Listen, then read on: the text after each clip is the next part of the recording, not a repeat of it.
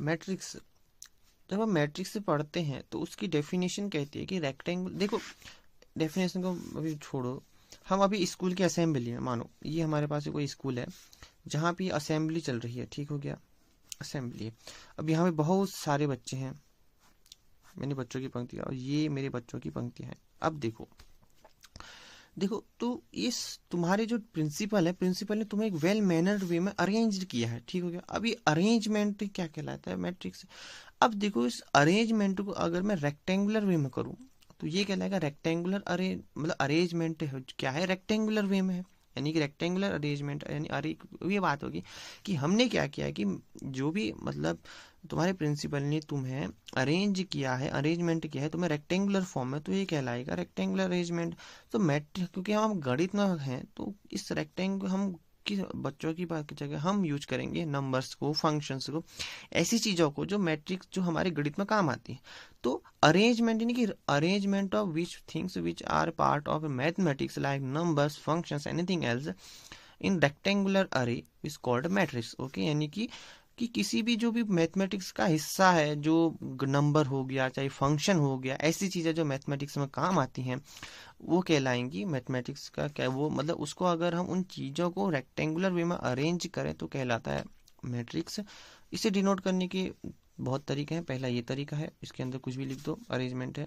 दूसरा भी आउटडेटेड हो गया, पुराना हो गया। तीसरा हमारा ये है, जनरली ये दोनों यूज होते हैं जब पुराना हो गया।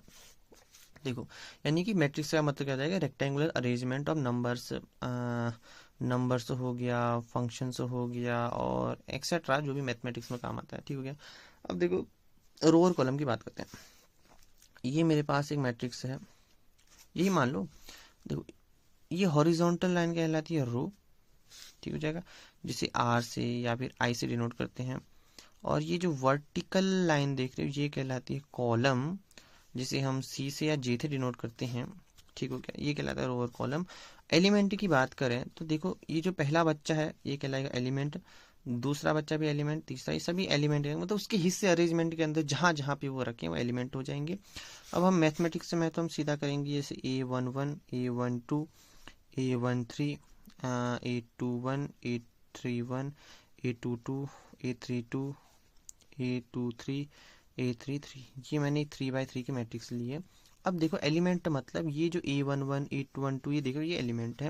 अब अगर हम इसकी पोजीशन की बात करें तो देखो तो ये यहाँ पर है और ये यहाँ पर है, मतलब जो तुम्हारा पहला बच्चा है वो पहली लाइन और पहली कॉलम, पहली रो और पहली कॉलम के इंटरसेक्शन पर है।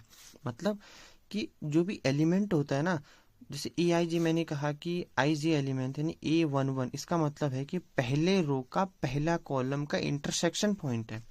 यानी कोई भी जो एलिमेंट है वो क्या होता है, वो मतलब जैसे मेरे पास ये जनरल एलिमेंट ए आई जी लिया, इसका मतलब है कि आई रो और जे कॉलम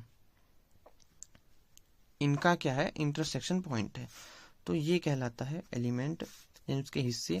ऑर्डर ऑफ मैट्रिक्स का मतलब है कितनी रो और कितनी कॉलम, इस केस में 3 रो हैं और 3 कॉलम है, तो हम क्या कहेंगे 3x3 मैट्रिक्स। और टोटल नंबर कितने हो जाएंगे, 3/3 × 3 = 9। ओके, क्रॉस नहीं है, 3/3 यानी कि 3 रो 3 कॉलम है, ठीक हो जाएगा। ये ओवरऑल इसकी मैट्रिक्स की डेफिनेशन रहेगी दोबारा से। यानी कि जो मैट्रिक्स होता है उसका मतलब होता है कि नंबर्स, फंक्शंस और जो भी ऐसी चीज़ें जो गणित में यूज होती है उनका रेक्टेंगुलर अरेंजमेंट करना। रो कॉलम का मतलब है क्या है कि हॉरिजॉन्टल वर्टिकल लाइन। ऑर्डर का मतलब है कितनी रो कितनी कॉलम है, वही हो जाएगा। और नंबर ऑफ मतलब एलिमेंट एक ऑर्डर में कितने हो जाएंगे, दोनों का मल्टीप्लाई कर दो, 3 3 3, 3 रो है 3 ही कॉलम है, कितने हो जाएंगे बच्चे बता लो, कितने के 9 हो गए, ठीक हो गया। ये ओवरऑल डेफिनेशन है। अब अगली वीडियो में इससे संबंधित क्वेश्चंस और टाइप्स ऑफ मैट्रिक्स को पढ़ेंगे। तब तक के लिए गुड बाय। अगर अच्छा लगे तो लाइक शेयर सब्सक्राइब जरूर करें।